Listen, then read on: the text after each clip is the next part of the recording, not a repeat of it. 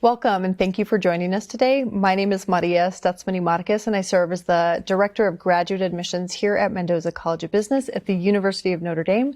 And I am seated alongside my colleague, Dr. Angela Logan, who serves as the Academic Director for the Executive Masters of Nonprofit Administration.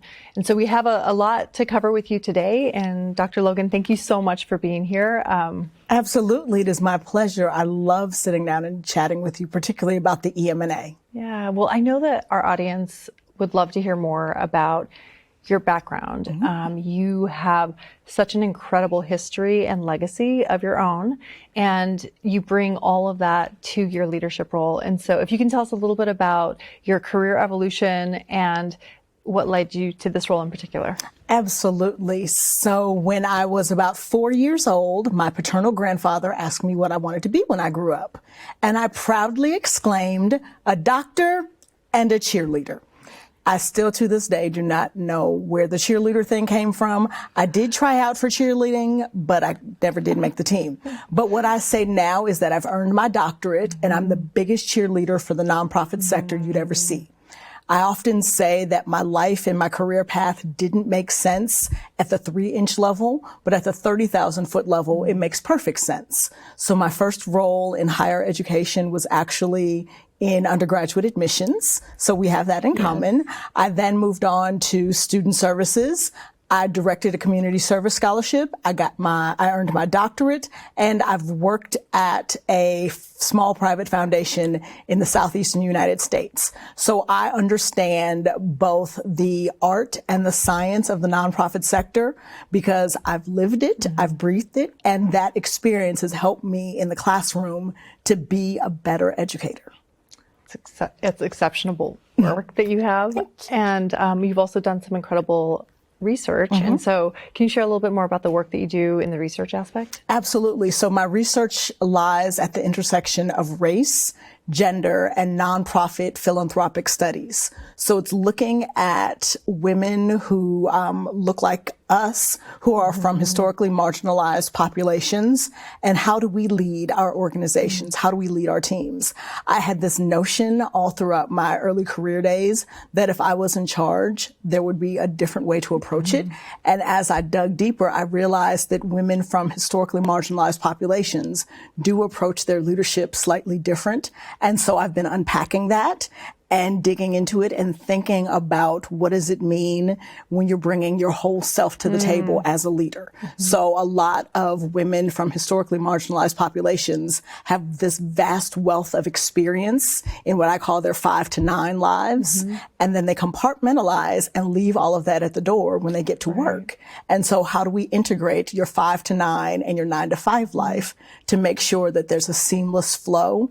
So we often talk about the work-life balance, but I want us to kind of shift the conversation to think about work-life integration and what are the skills that we develop when we're volunteering with a civic organization or serving at the PTA. How does that influence what we do in our organizations? This is the work that needs to be done. Absolutely. Especially, I think about the responsibility of graduate management education and the role that it plays in elevating historically marginalized people like ourselves and women into seats at the board tables, C-suite level, and really kind of expanding the impact that is there. And this program in particular has a legacy of having women, in its program, even prior to Father Hesburgh's statement and bringing in coeducation. Can you tell us a little bit about the history of the program? Absolutely. So Father Ted, we love and admire Father Ted, our beloved President Emeritus, the late Reverend Theodore Hesburgh, CSC, for being a visionary in so many aspects. And one of the ways that he was a visionary is that he actually started what is now the EMNA in 1954, because he realized then that the largest Catholic hospitals, Catholic schools, Catholic social service agencies were run by avowed religious who had the passion, but didn't really have the business acumen to run their schools, their hospitals well, being both effective and efficient. I always say folks in the nonprofit sector, they just need a little bit of help. They have the passion, but as much as we want, I've tried it every month, and the light company will not take passion or commitment to service. They want cash. I don't know why, but they want cash every month. And so we want our nonprofits to be run well. And so that was Father Ted's vision.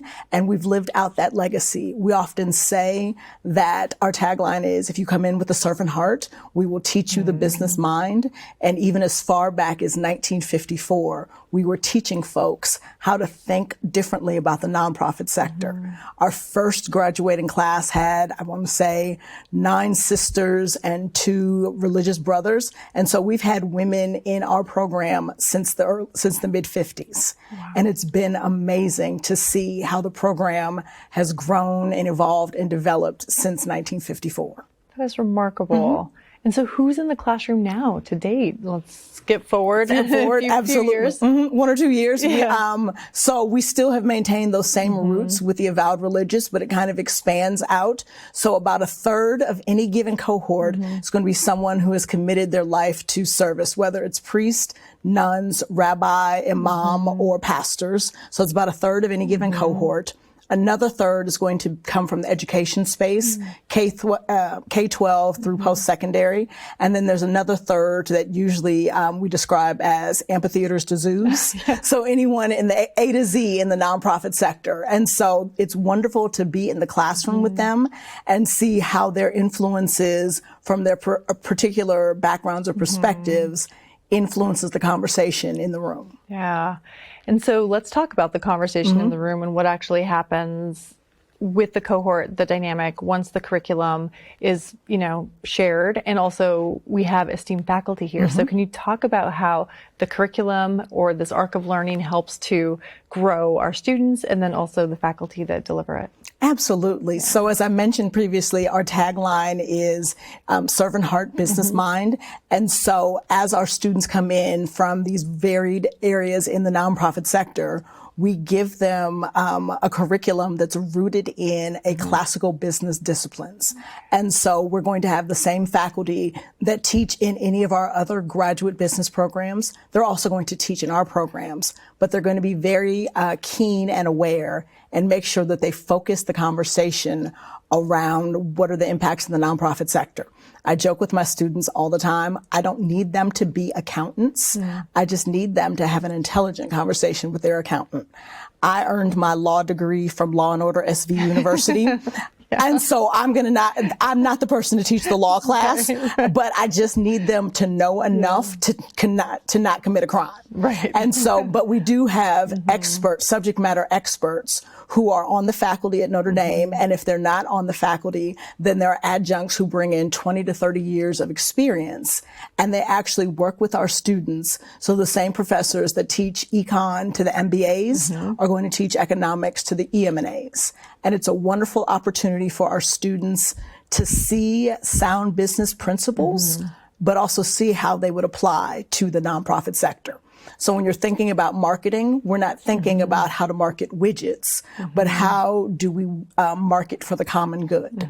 What does it matter? How do we get people who want to engage and give and volunteer to these nonprofit organizations? What's the messaging that has to happen? What are the financial systems that are in place? How do you manage a staff? How do you manage volunteers? Because the nonprofit sector is run by volunteers, but there's often not good volunteer management. And so they're not employees, but they're doing the work of employees. How do we make sure that they feel prepared to serve and their roles in the organization?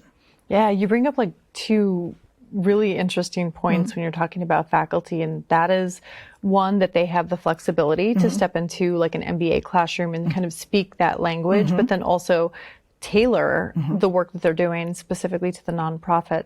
The other piece that you talk about is, kind of the management of volunteers and the communities that our students serve. And so I know that you've talked a little bit about, serving boldly, having a servant heart, a business mind. tell me why that's important for this program in particular, and even the residential Masters of Nonprofit. Absolutely. So as I often say, our students, the mission is too critical. If they don't do well, if they're not effective and efficient, the stakes are too high, because the community and the clients that they're serving are some of the most vulnerable in society. And so we need to make sure that we're doing good by doing well. And so I want my students to go out and be forces for good. And as we grow the good in business, we want our students to go out and serve in youth serving organizations, or organizations for the unhoused, or for veterans, thinking about what are the services that are needed for these individuals and how can we serve them well. So I know that you've put a lot of hard work into preparing students experientially. Yes. So can you tell us a little bit more about how at the executive level there's the component of the experiential learning in the practice? Absolutely. For our students, for the EMNA, it's a 42-hour curriculum, 42-hour credit hour curriculum. And within those 42 hours, there's a 3 credit hour class called the Field Project. I kind of view that as a give back to your organization. And so it's an opportunity for students to think about what is a real need in their own organization, and how can they apply what they've learned in the classroom to their organization. So it may be students who've realized that their organization has been going along and they don't have an operations manual. And so they develop that. A newer organization may realize they don't have a board handbook, and so they'll create that. They'll think about what is our strategic marketing, realizing we don't have a plan, and think through that, and then develop a project that they actually give to their organizations as a give back to celebrate that. There are also students who are thinking about going on for terminal degrees, so they actually frame their field project as almost a literature review for their doctoral work. And then there are about another third of our students whose organizations are running swimmingly. They already have a terminal degree, or they don't want a terminal degree, but they feel a need and a niche and something missing in the nonprofit space. And so they actually work to create their own nonprofit. And so those students are out there creating book subscriptions programs where the proceeds go to help a nonprofit.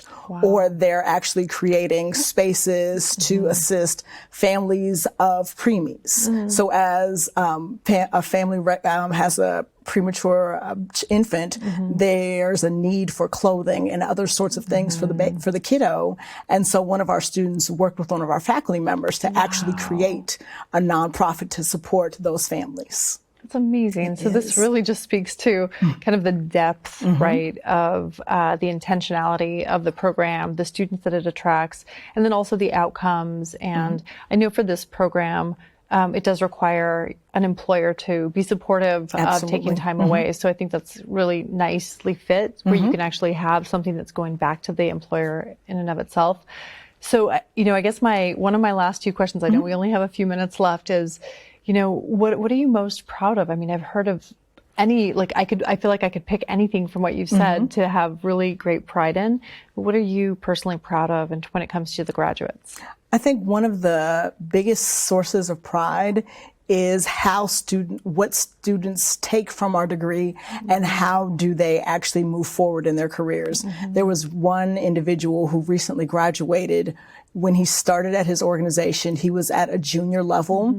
And by the time he completed his EMNA degree, he'd been promoted twice, actually been recruited by another organization to become their executive director, and had an increase in salary of about $30,000 from when he started to when he finished. And so that's what makes me proud, but also it makes me proud to see where our students are across the U.S. and around the world and the impact that they're having. I'll get messages all the time from alumni saying, you're not going to believe this, but I was in a meeting and someone said something and I reached back to my stats class, and I didn't think I'd pulled anything from stats, but I reached back to something and said, that doesn't pass the smell test. And so they helped to correct it. Or they had a meeting with the accountant and said, nope, that's not right. And so they felt empowered to do what they're doing better. It's the confidence that they have, because these are folks who are very passionate about their work in the sector, but they've often felt uneasy about the numbers. And so to see the confidence in them as they're doing what they're doing is just amazing. Aw. So I guess as a final question for you, what advice would you give to our audience when it comes to taking a look at this program, considering it as a next step? I think one of the biggest steps, one of the first steps you should do is think about, where do you want to go next? We always joke, what do you want to be when you grow up? I've personally decided to not grow up. But as you're thinking about the next steps in your professional development, what are the skills that you're missing? And if those skills are things that you could find within our program, I'd ask you to take a look. If you're looking for a community of learners, it's not a competitive space, but there are collaborative endeavors. We'll see all of our students meeting together at 11, 12 o'clock at night, studying to make sure that we all get it. They all want to succeed. And if you want to have an opportunity to be with like-minded individuals who are passionate about changing the world, one organization, one individual at a time, give us a look. Yeah, I mean, I think I'm ready to Let's apply. do it. I think you might be able to know someone who can help you with the application. Thank you so much for your time. Absolutely. This is just such a pleasure. And, I think I learn something more every time I hear you speak about the program. So thank you so much. Absolutely. Thank you for joining us today. And, as Dr. Logan said, you might know some people to learn more. So please take a look at our website and certainly inquire. We are happy to help you. Have a great day.